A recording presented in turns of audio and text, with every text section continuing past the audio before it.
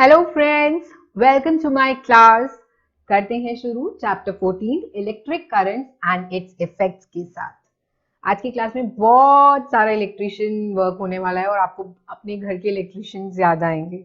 But I am very sure next time जब भी आपके साथ कुछ ऐसा प्रॉब्लम होगा, आपको कभी इलेक्ट्रिशियन को बुलाने की जरूरत नहीं पड़ेगी अगर वो घर की छोटी छोटी चीजें जो आज हम पढ़ेंगे उसके बारे में होगी, क्योंकि आज की क्लास के बाद आप खुद उन सब में मास्टर्स हो जाएंगे। So let's start the class. तो सबसे पहले जैसा कि नाम बता रहा है electric current and its effect, तो हमें पढ़ना चाहिए सर्किट्स क्या होते हैं, क्योंकि जब हम सर्किट्स को पढ़ेंगे हमें इलेक्ट्रिक करंट के बारे में अपने आप समझ आ जाएगा। So circuit is a path that allows electric current to flow between the terminals. तो ये बहुत ही क्लियर डेफिनेशन है, क्योंकि जब भी कहीं पे एक सर्किट फॉर्म होता है वहां पे आप हमेशा देखेंगे आपके पास चार एलिमेंट्स हैं जो आपको चाहिए। Number one is the connecting wires, जो आप देख सकते हैं, क्योंकि वो क्या, उनका रोल क्या है, उनका रोल यही है, they are acting as a carrier, connecting wires, right. You have a switch, switch किस लिए, क्योंकि वो आपको कंट्रोल देता है आपके सर्किट को ऑन और ऑफ करने के लिए, जैसी आपकी रिक्वायरमेंट होगी, नीड होगी, ठीक है। Then you have a battery. What is the role of a battery? Battery तो एनर्जी सोर्स है हमारे सर्किट के लिए। हमारे सर्किट को जितनी एनर्जी चाहिए वो बैटरी से मिलती है, इसीलिए आपको याद आता है आप अपने अप्लायंसेस की, घर में जितनी भी चीजें आप बैटरी से ऑपरेट करते हो उसको आपको टाइमली यूज करके चेंज करना पड़ता है। Then you have source. Why this source? Because ये सोर्स ही आपको बताएगा कि आपका सर्किट वर्क कर रहा है कि नहीं कर रहा। बट बशर्त ये है, this should be a conducting source. Conducting इसलिए क्योंकि आपने अपनी क्लासेस में कंडक्टर्स इंसुलेटर्स के बारे में तो पढ़ा ही है। कंडक्टिंग होगा तभी तो लाइट को कैच करेगा, लाइट का इफेक्ट आपको दिखाएगा। अगर वो कंडक्टिंग नहीं होगा तो वो रिएक्ट ही नहीं करेगा। उसके बारे में भी हम डिटेल में पढ़ेंगे, but this is just to give you an overview कि सर्किट को बनाने के लिए हमारे पास ये मेन चार एलिमेंट्स होने चाहिए, जो है connecting wires, battery, switch and हमारा कंडक्टिंग सोर्स, ठीक है। और जिस यहाँ बात करी गई है टर्मिनल्स की, टर्मिनल्स इसीलिए इंपॉर्टेंट है क्योंकि जब भी आप इनको कनेक्ट करोगे तो आप क्या रूल फॉलो करोगे इन सब चीजों को कनेक्ट करने के लिए? राइट चॉइस ऑफ टर्मिनल्स, क्योंकि आपको एक सर्किट बनाने के लिए समझना है कि जो भी आपका करंट है वो हमेशा पॉजिटिव टर्मिनल से नेगेटिव टर्मिनल में ही फ्लो करता है। अगर आपने, और हर चीज का एक पॉजिटिव और एक नेगेटिव टर्मिनल होगा, तो अगर आप जब इनको सर्किट को बनाना शुरू करोगे, तो जब आप कनेक्ट करना शुरू करोगे तो आपको हमेशा ये ध्यान में रखना है कि आपने हर जगह पॉजिटिव को नेगेटिव से कनेक्ट किया हुआ है, राइट। या ये साइकिल पूरे सर्किट में यूं ही चलना चाहिए। अगर आपने कहीं पे भी नेगेटिव नेगेटिव कनेक्ट कर दिया, पॉजिटिव पॉजिटिव कनेक्ट कर दिया, तो आपका सर्किट वर्क नहीं करेगा। ये थंब रूल है, ठीक है। सो आई होप सर्किट क्या होता है वो सबको समझ आ गया है। और बार बार सर्किट्स बनाना इज अ टीडियस थिंग। अब अगर आप फॉर एग्जांपल आप रेफ्रिजरेटर का सर्किट बना रहे हो कि वो कैसे घर में कनेक्टेड है, बार बार रेफ्रिजरेटर की ड्राइंग थोड़ी करोगे। या फिर आपको अपने स्विचेस की ड्राइंग करनी पड़ेगी, बैटरी कैसी लगाई हुई है उसकी ड्राइंग करनी पड़ेगी। तो हमने इसको बहुत सिंप्लीफाई किया, क्योंकि जब आप फिजिक्स पढ़ेंगे हायर क्लासेस में तो आपके सर्किट्स बहुत सारे कनेक्टेड होंगे, क्योंकि मैंने आपको एक व्यू दिया था एक बहुत ही सिंपल सर्किट का, बहुत ही बेसिक सर्किट का, बट सर्किट्स बहुत बड़े बड़े भी होते हैं। सो और दूसरी बात, कोई आपकी ड्राइंग चेक नहीं करेगा। सो उसको, उस प्रॉब्लम को सॉर्ट आउट करने के लिए हमने सिंबल्स इंट्रोड्यूस किए थे, ताकि हम जब भी सर्किट को रिप्रेजेंट करें हम एक्चुअली ड्राइंग बनाने की बजाय सिंबल्स इंसर्ट करें। सो कनेक्टिंग वायर्स इसी तरह से होती हैं, स्ट्रेट लाइंस। सेल के लिए ये बहुत इंपॉर्टेंट है कि जो हमारा एक हायर एंड होता है वो हमेशा पॉजिटिव टर्मिनल होता है, और जो लोअर एंड होता है वो नेगेटिव टर्मिनल होता है। सो यहाँ पे आप देख सकते हैं सिंगल सेल, लेकिन कई बार क्वेश्चन आता है ड्रॉ करो अ बैटरी ऑफ 2 सेल्स। तो 2 सेल्स का मतलब ये है मेरे पास ये है पॉजिटिव टर्मिनल, ये है मेरा नेगेटिव टर्मिनल, और ये मेरा एक सेल है। लेकिन क्योंकि उन्होंने 2 सेल्स बोले हुए हैं तो आई will make this again, and यहाँ पे मेरे पास आप देख सकते हैं 2 सेल्स हैं। This is how you represent cells. ये 3 के लिए भी हो सकता है, अगर ये 3 होगा I will make one more cell here, simple. But terminals please mention करना, क्योंकि सेल्स के कॉम्बिनेशन में positive to negative, positive to negative, positive to negative is very very important. Then you have light और lamp. हर बार it's not possible कोई भी conducting device दिखाने के लिए, क्योंकि इस केस में एक लाइट और बल्ब है। आप बल्ब को ड्रॉ करने की बजाय just like this you can represent it. and then you have switch. This structure shows that the switch is open. और जब switch open होता है तो इसका क्या मतलब हुआ, मैं आपको डायग्राम से समझाती हूँ. जब स्विच ओपन होगा तो इसका मतलब सर्किट खुला हुआ है, कंप्लीट नहीं है, तो ये ऑफ पोजीशन होगी, क्योंकि यहाँ पे आपका सर्किट काम नहीं करेगा, क्योंकि आपका स्विच जो है वो ओपन है. और यही स्विच जब क्लोज होता है तो आप कुछ ऐसा देखेंगे स्ट्रक्चर आपके स्विच का. ये ओपन है और ये हमारा क्लोज्ड स्विच है. अब जब क्लोज स्विच है तो आप देख सकते हैं सर्किट पूरा बंद है और करंट इजीली उसमें घूम सकता है. तो इस केस में सर्किट वर्किंग होगा और इस केस में सर्किट वर्किंग नहीं होगा. बच्चे यहाँ बहुत कंफ्यूज होते हैं, तो हमेशा ध्यान रखना, अगर खिड़की खुली हुई है तो करंट बाहर जा सकता है, इसका मतलब बल्ब जलेगा नहीं. लेकिन इस केस में सर्किट बंद है, इसका मतलब वो कंप्लीट है और इस केस में करंट कहीं पे भी बाहर निकल नहीं रहा, जिसकी वजह से बल्ब ग्लो करेगा. ऑलराइट, सिंबल समझने बहुत जरूरी है. Then coming to the structure of a cell, क्योंकि आजकल कन्वीनियंस के लिए हम सब ड्राई सेल्स यूज करते हैं, पेंसिल सेल्स यूज करते हैं, राइट. तो उसका स्ट्रक्चर समझना भी बहुत जरूरी है. बहुत सिंपल है, जैसा मैंने बोला टर्मिनल्स. तो उस केस में जब भी आप घर का कोई भी ड्राई सेल उठाओगे, आप देखोगे वहां पे एक पॉजिटिव टर्मिनल होता है, जहां जो ये वाला पॉइंट है जहां से आप उसको कनेक्ट करते हो. जो बेस होता है वो हमेशा एक नेगेटिव टर्मिनल होता है. आप बैटरी को अपसाइड डाउन करके भी देख सकते हो, उस पे भी मेंशन होता है, और जहां पे आप सेल्स इंसर्ट करते हो वहां पे भी पॉजिटिव नेगेटिव लिखा हुआ होता है, ताकि आप सेल्स को ढंग से लगाओ. And then this inside it is an electrolyte, क्योंकि सारा काम इस इलेक्ट्रोलाइट का है उसको एनर्जी प्रोवाइड करना. जब ये इलेक्ट्रोलाइट यूज हो जाता है तभी हमारे सेल्स वेस्ट हो जाते हैं, हमारे लिए यूज नहीं हो पाते. क्योंकि अगर आप रिचार्जेबल सेल्स नहीं यूज कर रहे, हमारे पास रिचार्जेबल सेल्स भी होते हैं, जैसे आपके घर की इन्वर्टर बैटरीज है, वो अपने आप रिचार्ज होती हैं. तो जब उसका इलेक्ट्रोलाइट खत्म होता है आप उसको दोबारा चार्ज कर देते हो और वो भर जाता है. लेकिन जिन सेल्स में वो रिचार्जेबल नहीं है, उन केसेस में इलेक्ट्रोलाइट खत्म हो जाता है तो आपको नए सेल्स लगाने पड़ते हैं, क्योंकि यही मेन सोर्स है जो इस सेल की वजह से आपके पूरे सर्किट को पावर देता है. ठीक है. So parts of a dry cell, as I said, battery और cell converts chemical energy into electrical energy. ये है हमारी chemical energy. जब ये सर्किट में जुड़ जाती है, ये chemical energy convert हो जाती है electrical energy में, जिसकी वजह से आप जिस चीज पे भी इसको, जिस सर्किट में भी इसको लगाएंगे, जो वहां का कंडक्टिंग सोर्स होगा वो ग्लो करेगा. फॉर एग्जाम्पल, अगर वो बल्ब है तो बल्ब ग्लो करना शुरू करेगा. अगर आप सेल रिमोट्स में यूज कर रहे हैं तो रिमोट्स वर्क करना शुरू कर देंगे. Then current flows from a positive terminal to negative terminal. ये तो हमारा थंब रूल है जो मैं आपको बहुत बार समझा चुकी हूँ. अगर ये सही नहीं हुआ तो सबसे पहला स्टेप होता है टर्मिनल्स को चेक करना, अगर आपका सर्किट घर में वर्क नहीं कर रहा. Then let's talk about insulators. मैं बार बार फर्स्ट स्लाइड में कंडक्टर्स की बात कर रही थी, क्योंकि इंसुलेटर्स उनके ऑपोजिट है. हमें ये मेक श्योर करना चाहिए वो कंडक्टर्स हैं. क्यों? क्योंकि वो कंडक्टर्स होंगे तभी वो इलेक्ट्रिसिटी को कंडक्ट करेंगे. अगर सर्किट में आप कहीं पे भी इंसुलेटर्स यूज कर लेते हो, करंट आपका वहीं स्टॉप हो जाएगा, क्योंकि इंसुलेटर्स उसको आगे मूव करने नहीं देंगे. उसका फायदा भी है, नुकसान भी है.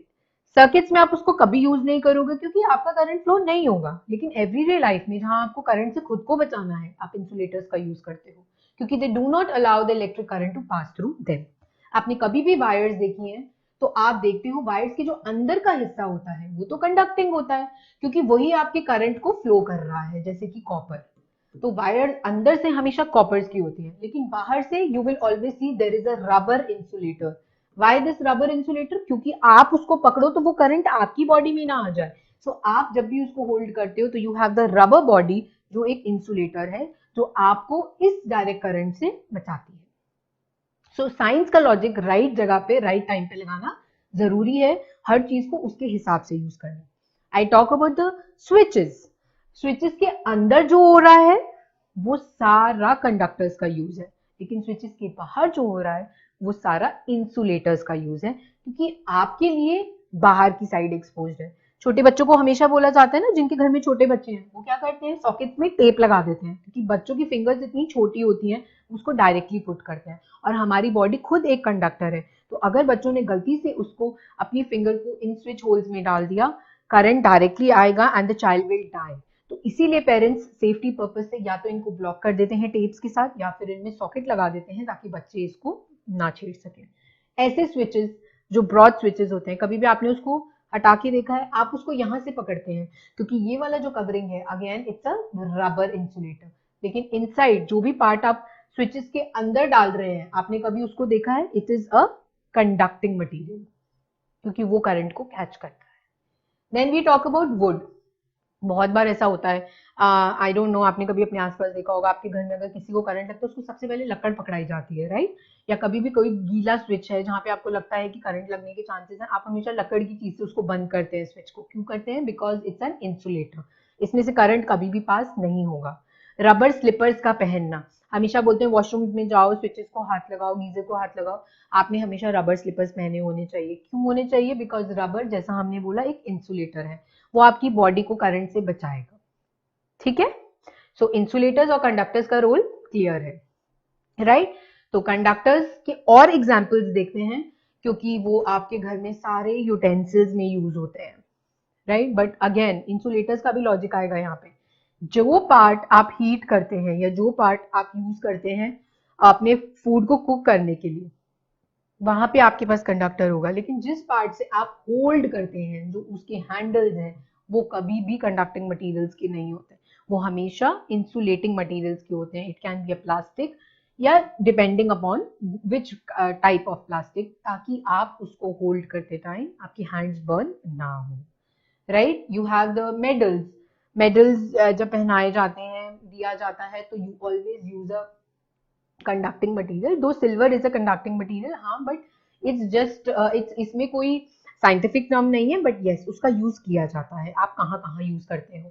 Then you have iron tools, बहुत सारे आयरन टूल्स हैं, नेल्स, वो सब कंडक्टिंग मटेरियल्स के होते हैं, यस और नो? बट आपने हैमर देखा है, हैमर का जो फेस है वो हमेशा एक कंडक्टिंग मटेरियल का होता है, लेकिन जो हैंडल है वो हमेशा एक इंसुलेटिंग मटेरियल का होता है। Okay, now let's talk about the heating effect. ये एक बहुत इंपॉर्टेंट पार्ट है क्योंकि अगेन हीटिंग इफेक्ट की वजह से ही करंट फ्लो होना शुरू होगा एंड इलेक्ट्रिसिटी जनरेट होगी। So the conversion of electrical energy into heat energy where current is pass through a conductor gives you the heating effect. हम इसको कैसे यूज करते हैं अपनी एवरीडे लाइफ में, लेट्स सी। इसके लिए सबसे पहले मैं आपको वहां जाने से पहले I will like you to understand the magnets. जो बच्चे खेलते हैं, जो बच्चों के घरों में बहुत टॉयज की फॉर्म में होती है, कई बार बच्चे साइंटिफिक किट्स लेकर आते हैं जहाँ पे वो इलेक्ट्रो मैग्नेट्स का यूज करते हैं। उन मैग्नेट्स को हम इलेक्ट्रोमैग्नेट्स कैसे बनाते हैं वो मैं आज आपको समझाने वाली हूँ, लेकिन उससे पहले आप सबको मैग्नेट की प्रॉपर्टीज पता है, राइट? मैग्नेट्स के, if I talk about any simple bar magnet, आपको पता है कि उसके दो पोल्स होते हैं, नॉर्थ पोल, साउथ पोल, और प्रॉपर्टीज ये होती हैं कि जो सेम पोल्स हैं वो हमेशा रिपेल करते हैं और जो ऑपोजिट पोल्स हैं वो हमेशा अट्रैक्ट करते हैं, ठीक है? और आप उसको किसी भी मैग्नेटिक सब्सटेंस के पास लेके जाते हो जो आयरन, निकल या कोबाल्ट के साथ बना हुआ है, मैग्नेट अपने आप जाके अट्रैक्ट हो जाती है because of the attraction property. लेकिन जब हम magnetic effects of electric current की बात करते हैं, वो क्या है? ये एक ऐसा प्रोसेस है जहां पे एक मैग्नेट एक पॉइंट ऑफ टाइम पे मैग्नेटिक फील्ड जनरेट करती है अपने आसपास, जिसकी वजह से मैग्नेट के आसपास के रीजन में उसका बहुत ज्यादा इन्फ्लुएंस रहता है और वो करंट जनरेट करने में हेल्प करता है। So a conductor behaves as a magnet when an electric current is pass through it, जो हम यहाँ करते हैं।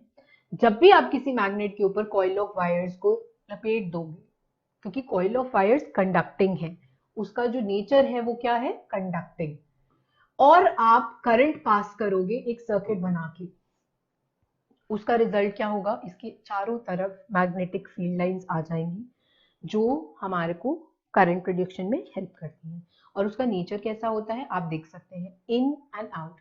This is the coil and this is all the domain जहां पे आप देख सकते हैं मैग्नेटिक फील्ड लाइंस अपना इफेक्ट दिखा रही हैं। तो इस जोन में जब आप एंट्री करोगे आपको साफ उसका इफेक्ट महसूस होगा।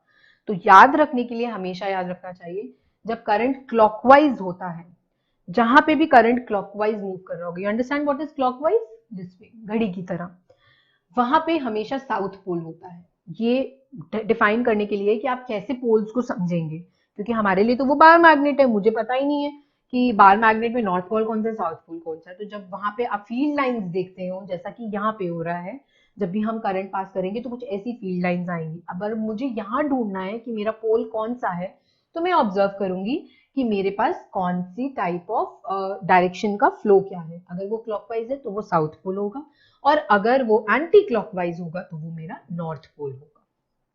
यहां से आपको डायरेक्शन पता चल जाएगी एक इलेक्ट्रोमैग्नेट के अंदर। अब हम इलेक्ट्रोमैग्नेट्स को कैसे यूज करते हैं, मैंने आपको बनाना सिखाया। बहुत बार पेपर में ये भी क्वेश्चन आता है इलेक्ट्रोमैग्नेट्स कैसे बनाई जाती हैं। उसके लिए आई रिपीट, आपको अगेन एक नॉर्मल मैग्नेट लेनी है, उस पे कॉपर वायर को लपेटना है अच्छी तरह से, और फिर उसके बाद एक सर्किट में उसको कनेक्ट करना है, जैसा हमने यहाँ किया। ये मेरी नॉर्मल मैग्नेट है, आयरन पीस है, इसके ऊपर मैंने बहुत सारा कॉइल ऑफ वायर लपेट दिया है, जैसा कि हमने अभी बताया है। एंड देन उसके बाद इसको हमने एक सर्किट से कंबाइन कर दिया है। सर्किट क्यों, आप देख सकते हैं, ये मेरे पास स्विच है, ये मेरे पास बैटरी है, और ये मेरी कनेक्टिंग वायर्स है। और इसको मैंने किससे कनेक्ट किया, हमारा जो कंडक्टिंग सोर्स यहाँ पे है वो है एक electric bell. What is the conducting source, electric bell. हर घर में इलेक्ट्रिक बेल होती है, पर वो कैसे वर्क करती है वो मैं आज आपको समझा रही हूँ। इसीलिए ये सारी चीजें पढ़ाई गई, इलेक्ट्रोमैग्नेट्स, सर्किट्स के बारे में। अब देखो कितना ब्यूटीफुली हमने ये सारे कॉन्सेप्ट को इकट्ठा किया और हमने एक घंटी को बजाने के लिए यूज किया।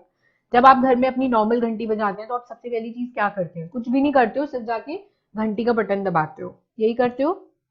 ओके, जब आपने वो बटन दबाया, क्या क्या हो गया उन सेकंड्स में वो देखते हैं। मान लो मैंने यहाँ पे बटन को प्रेस किया, मेरे बटन प्रेस करते ही मेरा सर्किट पूरा हो जाएगा। यस, क्योंकि मैंने ऑन पोजीशन कर दिया, और जो वायर्स है उसमें करंट फ्लो करना शुरू हो जाएगा। अब जब ये करंट फ्लो होगा तो क्या होगा, ये जो कॉइल ऑफ वायर है जैसा हमने अभी बताया, और ये पीस ऑफ आयरन है, this will turn into an electromagnet. ये क्या बन जाएगी, इलेक्ट्रोमैग्नेट। और क्योंकि ये इलेक्ट्रोमैग्नेट बन जाएगी, जैसा कि आपने अभी देखा, इसके आसपास फील्ड लाइंस आनी शुरू हो जाएंगी, जैसा कि अभी आपने पीछे स्लाइड में देखा, इसके आसपास के रीजन में सारी फील्ड लाइंस आनी शुरू हो जाएंगी, जिसकी वजह से ये जो मैग्नेटिक इफेक्ट है वो इसके आसपास आएगा, और which will bring a lot of vibrations. उससे क्या होगा, जब ये वाइब्रेशन, ये मैग्नेटिक फील्ड इसके आसपास आएगा, ये जो हमारा गोंग है, this is called the gong and this is our hammer. ये हमारा हैमर है और ये हमारा गोंग है। तो जब ये वाइब्रेशंस आएंगी मैग्नेटिक फील्ड की वजह से, जो हमारा हैमर है वो भी वाइब्रेट करना शुरू कर देगा, और वाइब्रेट करके क्या होगा, वो जाके इस गोंग से टकराएगा, और जब तक आप बटन प्रेस करके रखोगे करंट पास होता रहेगा, मैग्नेटिक इफेक्ट आता रहेगा, और ये जो हैमर है वो जाके गोंग से टकराता रहेगा, और आपको घंटी सुनाई देती रहेगी। और जैसे ही आपका हाथ पीछे हुआ, करंट बंद हो गया, हमारा मैग्नेटिक इफेक्ट बंद हो गया, और हैमर अपनी जगह पे वापस आ गया, और गोंग तो अपनी जगह पे वैसे ही था। सो आपको आवाज सुनाई नहीं देगी। सो इलेक्ट्रोमैग्नेट्स का रोल कितना इंपॉर्टेंट है इलेक्ट्रिक बेल में, क्योंकि इसी की मैग्नेटिक इफेक्ट्स, फील्ड लाइंस की वजह से वाइब्रेशंस प्रोड्यूस होती हैं, जिसकी वजह से ये हैमर ऐसे ऐसे हिलता है। तो जैसे ही आपने करंट बंद किया, ये भी अपनी पोजीशन पे नॉर्मल आ गया, क्योंकि इलेक्ट्रोमैग्नेट्स टेम्परेरी होती है, जब तक आप करंट पास करते रहोगे वो इलेक्ट्रोमैग्नेट बना रहेगा। जैसे ही आपने करंट बंद कर दिया, वो एक नॉर्मल आयरन पीस बन जाएगा, रह जाएगा जो वो पहले था। ओके, तो यहाँ पे इलेक्ट्रोमैग्नेट्स और नॉर्मल मैग्नेट के बीच में आपको एक डिफरेंस पता चलता है। मैग्नेट्स हमेशा मैग्नेट्स होती हैं, लेकिन इलेक्ट्रोमैग्नेट्स टेम्परेरी होती हैं। आप अपनी नीड के हिसाब से उसको कम ज्यादा कर सकते हो, यूज कर सकते हो, कम ज्यादा in the terms of magnetic field. अगर मैं चाहती हूँ कि बहुत स्ट्रॉन्ग मैग्नेटिक फील्ड है, तो मैं जो number of coils of wires हैं वो बढ़ा दूंगी, वो मैं आपको नेक्स्ट स्लाइड्स में भी समझाऊंगी। So as of now electric bell I think आपको बहुत क्लियर हो जाना चाहिए, क्योंकि उसमें कुछ भी डिफिकल्ट नहीं है। आपको मैग्नेटिक इफेक्ट पता होना चाहिए, इलेक्ट्रोमैग्नेट्स पता होने चाहिए, और सर्किट जो आप पहले पढ़ चुके हो। So electric current flows from the battery to the electromagnet. The electromagnet attracts the metal hammer, which hits the gong and sound is produced. So when the hammer strikes the bell, the circuit breaks and the electromagnet turns off. यही 3 steps जो मैंने आपको simply बताए थे, very simple. Okay, good. Now और कौन सी जगह है जहां हम इलेक्ट्रोमैग्नेट यूज करते हैं, इलेक्ट्रिक बेल तो आपने पढ़ लिया, राइट? तो आप construction of various electrical appliances, separating the iron from other scraps, removing iron rust from वोन्स। ये बहुत छोटी छोटी जगहों पे यूज करते हैं। आप देख सकते हैं स्क्रैप, बहुत सारा कचरा इकट्ठा है और it's not easy and safe also. तो उन केसेस में हम इन बड़ी बड़ी इलेक्ट्रोमैग्नेट्स का यूज करते हैं क्योंकि उनका इफेक्ट इतना तेज होता है, इतना स्ट्रांग होता है, वो जितना भी आयरन का जो कचरा है वो सारा अट्रैक्ट हो जाता है बिना ढूंढे। देन बहुत सारी जगहों पे आपको जख्म होते हैं कई बार अगर आप ऐसी साइट्स पे काम कर रहे हैं, एंड यू नो ये पीसेस आपके वूंड्स में बहुत हार्मली अंदर भी जा सकते हैं, जंग लगे हुए पीसेस जो बहुत हार्मफुल होते हैं क्योंकि उसका पॉइजन आपकी बॉडी में फैल जाएगा। सो उनको रिमूव करने के लिए बहुत बार जो डॉक्टर्स हैं वो इलेक्ट्रोमैग्नेट्स का यूज करते हैं। बहुत सारे loud speakers as you can see उसमें इलेक्ट्रोमैग्नेट्स का यूज किया जाता है to you know speak, and your जो अब आपकी आवाज होती है स्टार्ट्स वाइब्रेटिंग, दूर दूर तक जाती है। सो ये बहुत सारे यूजेस हैं इलेक्ट्रोमैग्नेट्स के, not even in the electric bell, but in सब जगहों पे भी आप इलेक्ट्रोमैग्नेट्स को यूज कर सकते हो। ठीक है, अब मैंने जो बात पहले कही थी, इलेक्ट्रोमैग्नेट्स का स्पेशल एडवांटेज क्या है, क्योंकि मैग्नेट्स भी तो हैं हमारे पास, तो आप ये भी सोच सकते हो इलेक्ट्रोमैग्नेट बनाने की जरूरत ही क्या है, हम सीधा मैग्नेट्स लगा देते हैं, राइट। बट मैंने अभी आपको समझाया, आप उसको अपने हिसाब से स्विच ऑन और ऑफ कर दोगे। जब आप स्विच ऑन करोगे तो वो इलेक्ट्रोमैग्नेट बन जाएगी और जब आप ऑफ कर दोगे तो वो अपनी नॉर्मल पोजीशन पे आ जाएगी। देन आप इसकी स्ट्रेंथ को बढ़ा भी सकते हो, कम भी कर सकते हो एज पर योर नीड। अगर मुझे एक स्ट्रॉन्ग इलेक्ट्रोमैग्नेट चाहिए, जैसा आपने देखा अगर जंक यार्ड से आपको बहुत सारा कचरा आयरन के बड़े बड़े वेस्ट को उठाना है तो आपको वहां पे एक बहुत स्ट्रॉन्ग इलेक्ट्रोमैग्नेट चाहिए, तो आप अपने हिसाब से बना सकते हो। और अगर आपको वूंड से निकालना है तो आपको बहुत ही सिंपल इलेक्ट्रोमैग्नेट चाहिए होगी, वो आप दोबारा से अपने हिसाब से उसको बना सकते हो। कैसे? आपने कॉइल्स ऑफ वायर्स देखा था, तो उसके दो तरीके हैं, या तो आप इंक्रीज कर दो उसकी स्ट्रेंथ को, क्योंकि या तो उसमें आप करंट को ज्यादा कर दो, जो भी आप करंट अपने सर्किट में देते हो करंट को बढ़ा दो। जब आप करंट बढ़ाओगे तो वहां पे इलेक्ट्रोमैग्नेट के ऊपर जो असर आएगा करंट का वो ज्यादा होगा, जिसकी वजह से मैग्नेटिक फील्ड जो है वो भी बहुत स्ट्रांग होगी और आपकी इलेक्ट्रोमैग्नेट बहुत स्ट्रांग हो जाएगी। दूसरा, आप नंबर ऑफ टर्न्स ऑफ जो कॉइल जो आपने लपेटी है उसको बढ़ा दो, क्योंकि वो कंडक्टिंग है। अगर आप उसको बढ़ा दोगे, ऑब्वियसली आप जितना भी करंट दोगे, क्योंकि तार बहुत सारी है तो करंट बहुत ज्यादा अपने आप जनरेट हो जाएगा, जिसकी वजह से इलेक्ट्रिक मैग्नेटिक फील्ड दोबारा से बहुत ज्यादा स्ट्रॉन्ग आएगी और आप उसको as a strong electromagnet use कर सकते हो। सो ये सारा आपके कंट्रोल में है, लेकिन मैग्नेट्स के केस में कुछ भी आपके कंट्रोल में नहीं होता। अगर आपके पास एक छोटी मैग्नेट है, अगर आपको एक स्ट्रॉन्ग मैग्नेट चाहिए तो you will have to get it from the market. आप घर में अपनी मर्जी के हिसाब से उसको चेंज नहीं कर पाओगे, राइट। ना ही आपके पास ऑप्शन है कि अब आप चाहते हो ये मैग्नेट की तरह बिहेव करे तो आपने यूज कर लिया, और अब आप चाहते हो नहीं नहीं मैग्नेट की तरह ना बिहेव करे, ऐसा नहीं होता, राइट। और आपको प्रॉपर केयर भी रखनी पड़ती है मैग्नेट्स की, क्योंकि उनकी प्रॉपर्टीज होती हैं अट्रैक्शन, रिपल्शन, उसका एक सेपरेट प्रोसीजर है। आपको उसके बीच में कुछ एक मीडियम देना पड़ता है ताकि वो दोनों मैग्नेट्स आपस में रिएक्ट ना करें और उनकी प्रॉपर्टीज लूज ना हो जाए। सो इलेक्ट्रोमैग्नेट्स का बहुत सारा एडवांटेज है ओवर मैग्नेट्स।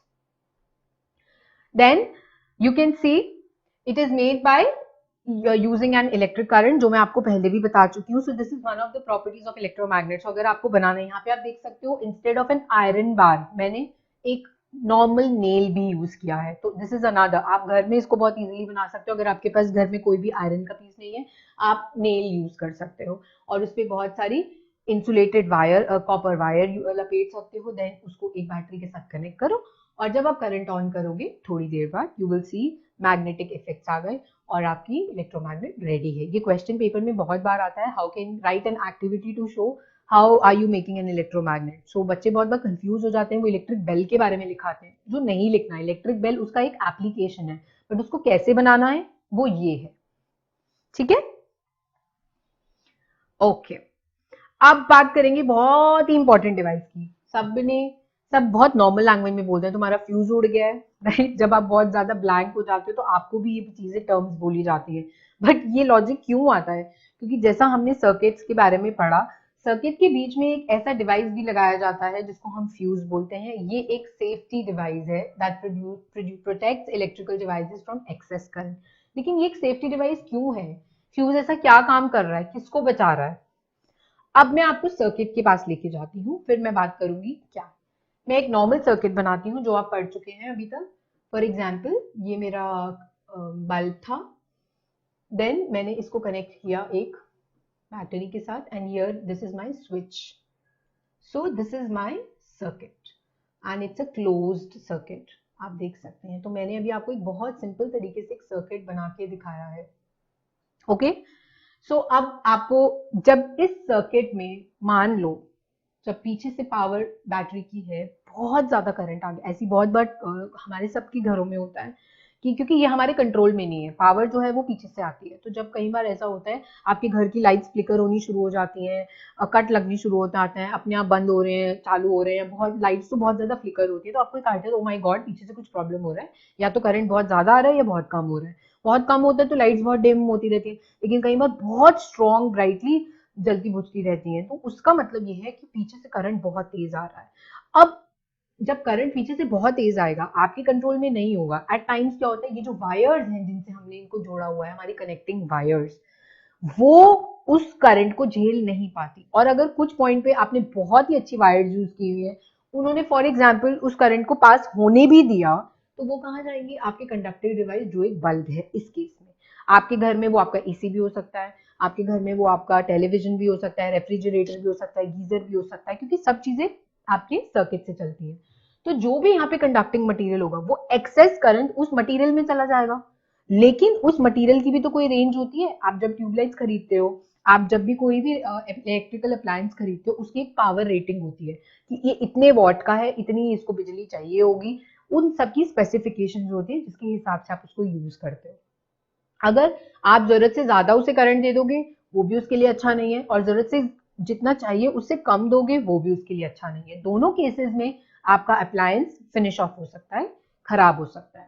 तो फ्यूज जो है वो ये सब चीजों को बचाता है, क्योंकि जब भी फ्यूज को ये इंडिकेशन आता है कि पीछे से लाइट बहुत तेज आ रही है, फ्यूज क्या करता है, इस सर्किट को ब्रेक कर देता है, उड़ जाता है बीच में से सर्किट को तोड़ देता है. कहीं ना कहीं मैंने इसी सर्किट में अगर फ्यूज को लगाया, वो उड़ जाता है, तो क्या होता है, सर्किट अधूरा हो जाता है, इनकम्प्लीट हो जाता है, जिसकी वजह से करंट पास होना बंद हो जाता है, और ऑल ऑफ अ सडन आपके घर की सारी लाइट चली जाती है, क्योंकि उसमें से फ्यूज उड़ गया. लेकिन ये बहुत फायदा करता है, क्योंकि जितना पीछे से एक्सेस करंट आ रहा था, अगर वो आपके सर्किट में घुस जाता है, या तो घर में आग लग जाती है, या बाय चांस अगर वायर जितनी मजबूत है उन्होंने करंट को पास करने दिया, तो आपका डिवाइस जल जाएगा, राइट. या वो जिस जिस से कनेक्टेड है, जितने डिवाइसेस से कनेक्टेड है, सब जल जाएंगे. तो फ्यूज इन सब चीजों को बचाता है, उड़ के, सर्किट को तोड़ के. और फिर आपने कभी बहुत बार देखा होगा, हम लोग जाके ढूंढते हैं फ्यूज को, क्योंकि जो फ्यूज बनाने में एक इंपॉर्टेंट पॉइंट है वो ये है, जो भी फ्यूज पे हम वायर यूज करते हैं, हम जानबूझ के एक बहुत चीप वायर लेते हैं जिसका मेल्टिंग पॉइंट बहुत ही कम होता है, ताकि थोड़ा सा अगर शक होना शुरू हो कि करंट थोड़ा सा ज्यादा आ रहा है, फ्यूज की जो वायर है इतनी करंट से वो मेल्ट हो जाती है, वो पिघल जाती है, जिसकी वजह से सर्किट टूट जाता है, क्योंकि आपने सर्किट को तोड़ दिया, बीच की तार जो है वो टूट गई, और वो जानबूझ के किया गया, क्योंकि इतना हमारे हिसाब से इतना करंट जो है वो ये अप्लायंस नहीं टॉलरेट कर पाएगा और जल जाएगा.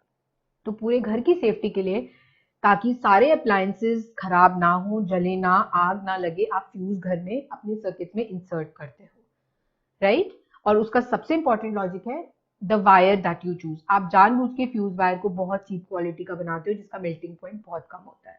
लेकिन आजकल एडवांस जमाना है, आप कभी भी अपने पापा पेरेंट्स को बोलना आपको घर के मेन स्विच बोर्ड पे लेके जाएं, आपको फ्यूज नहीं दिखेंगे, आपको एक और चीज दिखती है वहां पे जिसको हम एमसीबी बोलते हैं. What is MCB? That is called a miniature circuit breaker. ठीक है, that is called a miniature circuit breaker, जो जिसका काम ये है सर्किट को तोड़ना, जैसा फ्यूज करता है, सेम है. बस यहाँ पे यही लॉजिक है कि फ्यूज जो है वो आपको खुद बना के लगाना पड़ता है, एमसीबी कोई भी हैंडल कर सकता है, क्योंकि it's just like a very small button. जब ऐसा कुछ भी होता है तो एमसीबी डाउन हो जाती है, बटन नीचे हो जाता है, और आपको तब हिंट मिलता है जब आपके पूरे घर की लाइट चली जाती है. फिर आप जाके अपना मेन पावर बोर्ड खोलते हो और आप देखते हो वो बटन नीचे हो गया है. वो इसलिए क्योंकि पीछे से पावर ज्यादा आई थी और एमसीबी डाउन हो गई. फिर आप जब उस सब चीजें नॉर्मल हो जाती हैं, आप एमसीबी ऊपर करते हो, तो घर की करंट दोबारा से वापस आ जाता है. तो ये दोनों सेफ्टी डिवाइसेस हैं जो हमारे पूरे घर को एक्सेस इलेक्ट्रिक करंट से बचाते हैं, और सबके घर में इनमें से एक का होना बहुत बहुत इंपॉर्टेंट है. आजकल जमाना एडवांस्ड है, इसीलिए जब भी आप मार्केट में आजकल के टाइम में अप्लायंसेस खरीदने जाओगे, तो उन सब में ऑलरेडी ऑटो पावर कट्स हैं कि अगर थोड़ा सा भी पीछे से करंट ज्यादा आता है तो उन सब में स्टेबलाइजर्स या पावर कट्स होते हैं, आयंस, वो ऑटोमेटिकली बंद हो जाते हैं, राइट? है ना ऐसा? गीजर्स में होता है, जैसे एक एक्सेस लिमिट आती है वो अपने आप ऑफ हो जाता है। वॉशिंग मशीन में आप टाइमर सेट करते हो, एसीज में आप टाइमर सेट कर सकते हो। ये सब इन अप्लायंसेस को बचाने के लिए किया जाता है एक्सेस करंट से। आई होप ये आपको समझ आया। और यही जो लॉजिक है, जैसा मैंने बोला कि आपके एवरीडे अप्लायंसेस में hair straighteners, toasters, geysers, iron, ये सब जो है हीटिंग प्रोड्यूस करते हैं, जो आप अपने फायदे के लिए यूज करते हो। यस, करते हो ना? क्योंकि इन सब में again use the logic, base part जो हीट को जनरेट कर रहा है वो क्या है? कंडक्टर। और जहां से आप होल्ड करते हो that is an insulator. Similarly geysers, जो अंदर एलिमेंट एक्चुअली में हीट प्रोड्यूस कर रहा है that is a conductor, but the outer body is an insulator. Your toaster, आपने कभी इनसाइड पोर्शन देखा है, उसमें क्या यूज होता है हीटिंग एलिमेंट? यस, वो सारे कंडक्टर्स हैं और बाहर की जो बॉडी है that is made of an insulator. Similarly with your hair straighteners, सब लेडीज को मालूम है ये वाला जो पोर्शन होता है that is made of an conductor and the outside body is made of an insulator, क्योंकि आपको होल्ड करना है। यहाँ पे दो इंपॉर्टेंट चीजें हैं।